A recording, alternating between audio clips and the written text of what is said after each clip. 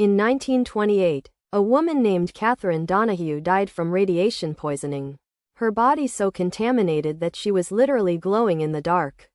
A horrific consequence of years of working with glow-in-the-dark paint that contained radium. But here's where it gets dark. Her death was just the tip of the iceberg. One of hundreds of women who suffered the same tragic fate, all of them poisoned and disfigured by the very substance they were hired to work with. A substance that was supposed to bring light and joy to people's lives, but instead brought only suffering and death. Nobody talks about this part, but the women who worked with radium, known as the Radium Girls, were not just victims of industrial poisoning. They were also pioneers in the fight for women's rights, their struggles and sacrifices paving the way for future generations of women to demand better working conditions and fair treatment.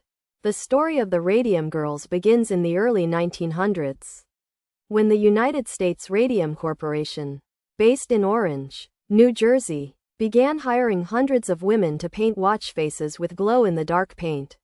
A paint that contained radium, a highly toxic and radioactive substance. The women, mostly teenagers and young adults, were paid relatively well, around 20 cents per watch face, and were told that the paint was harmless, that they could even use it to paint their nails and teeth for a fun and glamorous glow. But what the company didn't tell them was that radium was highly poisonous, that it could cause radiation poisoning, anemia, bone cancer, and even death. And this is where everything fell apart. As the women began to fall ill, one by one, their bodies slowly deteriorating from the inside out, their bones disintegrating, their skin burning with painful ulcers. As the years went by, more and more women began to suffer from the effects of radium poisoning. But the company refused to acknowledge the danger, instead blaming the women's illnesses on everything from syphilis to poor hygiene. But here's the thing. The women knew that something was wrong. They knew that the paint was making them sick. And they began to fight back, demanding better working conditions, safer handling of the paint, and fair compensation for their suffering. One of the leaders of the fight was a woman named Catherine Donahue, who, along with several other Radium Girls, sued the United States Radium Corporation for negligence and damages.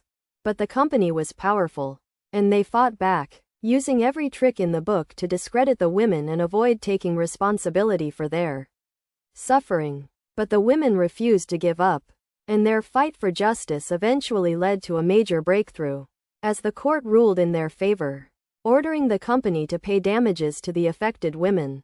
It was a major victory, but it came too late for many of the Radium Girls, who had already died from radium poisoning, their bodies buried in secret, their graves marked with warnings to avoid digging, due to the high levels of radiation.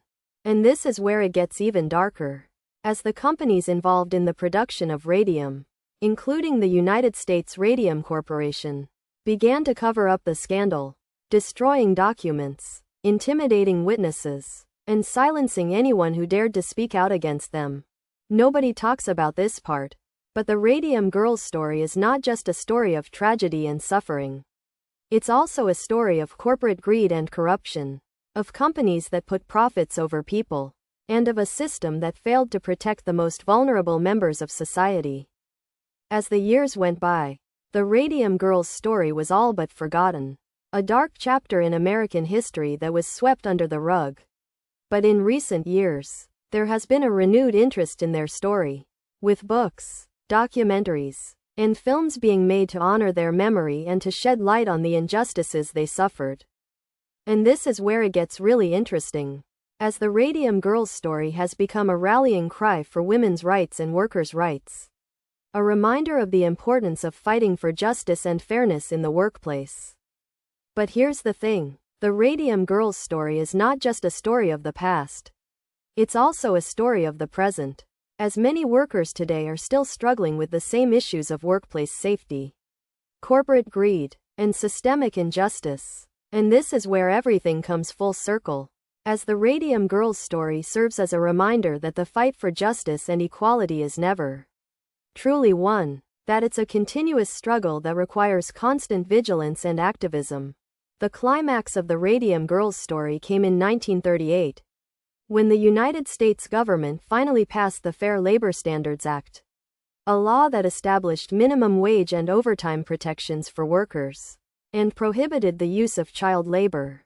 It was a major victory, but it came too late for the radium girls, who had already suffered and died from radium poisoning. But their legacy lived on, as their story inspired a new generation of activists and workers to fight for their rights, to demand better working conditions, and to hold corporations accountable for their actions.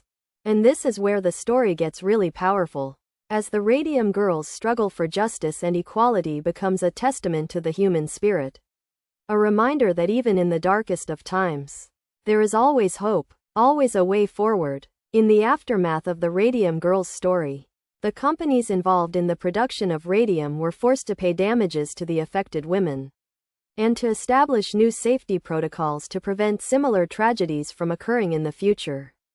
But the damage had already been done, and many of the Radium Girls had already died from radium poisoning, their bodies buried in secret, their graves marked with warnings to avoid digging. And this is where the story gets really haunting, as the Radium Girls' legacy becomes a reminder of the importance of remembering the past, of honoring the memories of those who suffered and died, and of learning from their experiences to build a better future. Nobody talks about this part, but the Radium Girls' story is not just a story of tragedy and suffering. It's also a story of resilience and courage, of women who fought back against incredible odds, and who inspired a generation of activists and workers to follow in their footsteps. The Radium Girls' story is a powerful reminder of the importance of fighting for justice and equality, of the need to hold corporations accountable for their actions, and of the power of collective action to bring about change. And this is where the story gets really inspiring, as the Radium Girls' struggle for justice and equality becomes a testament to the human spirit. A reminder that even in the darkest of times, there is always hope, always a way forward. So the next time you hear about the Radium Girls, remember their story, remember their struggle, and remember their legacy. A legacy that continues to inspire and motivate people to this day. Subscribe for more stories like this. Stories that will haunt you, inspire you, and motivate you to take action. The Radium Girls' story is just the beginning. A story that will lead you down a rabbit hole of dark history. A journey that will leave you changed forever.